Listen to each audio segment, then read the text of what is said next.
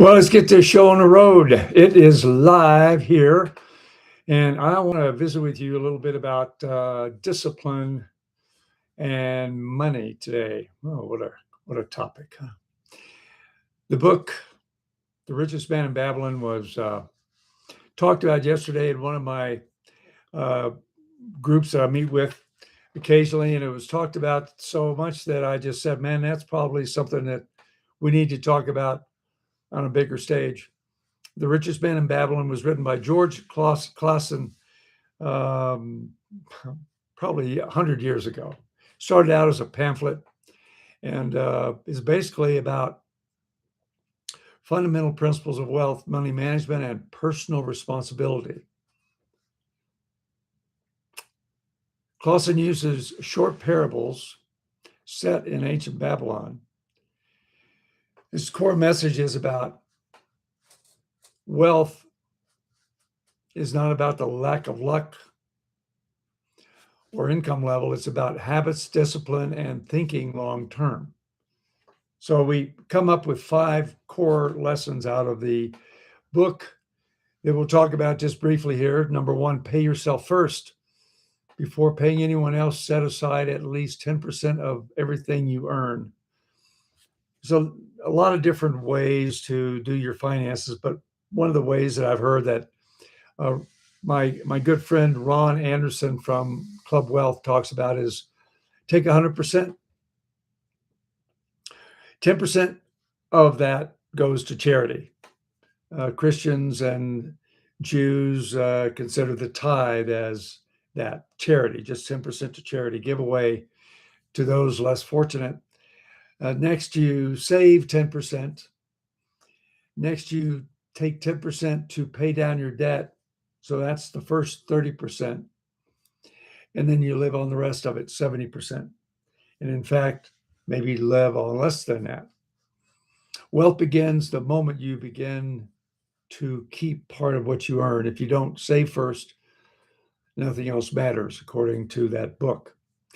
Part of all you earn is yours to keep, Clason says.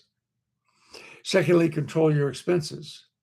It's not so much about income as expenses or outgo. You got income and you got outgo. You got income, you got outgo.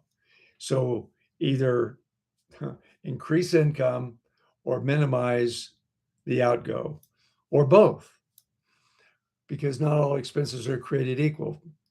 Learn the difference between necessary costs and desires disguised as needs.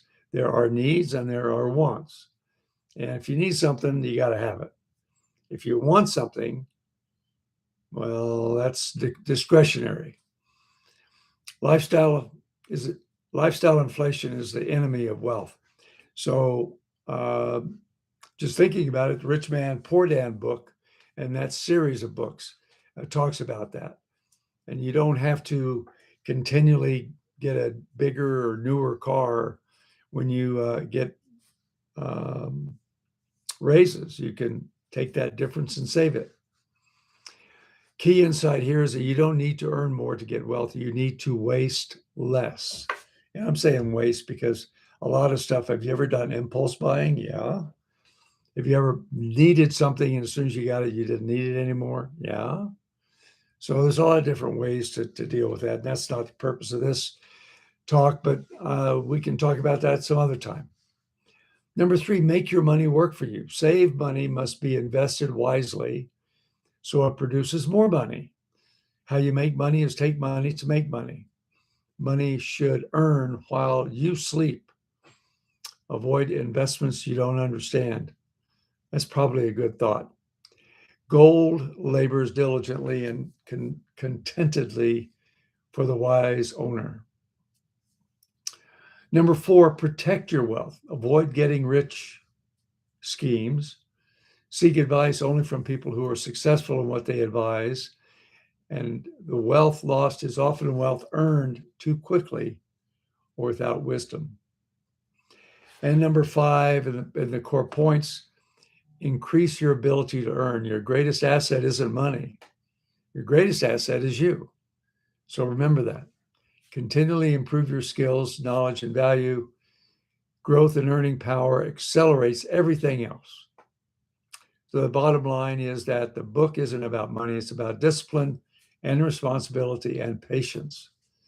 If you just follow one rule from Babylon, always pay yourself first and never stop learning how to earn more wisely. The book gives a number of things to do. It concerns itself with money habits, spending awareness, investing in growth, protection and wisdom, and personal development. We can talk about those at some other time. If you are interested, you can let me know.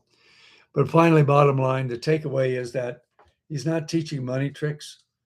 The author is teaching character with cash. The big takeaway of this book is that there are no tricks.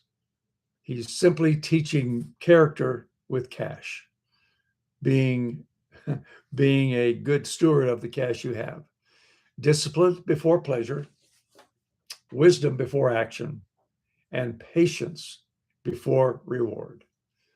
That's one of the reasons why this book is nearly a year or a century old, and it continues to intrigue people and actually advise people about how to handle their money.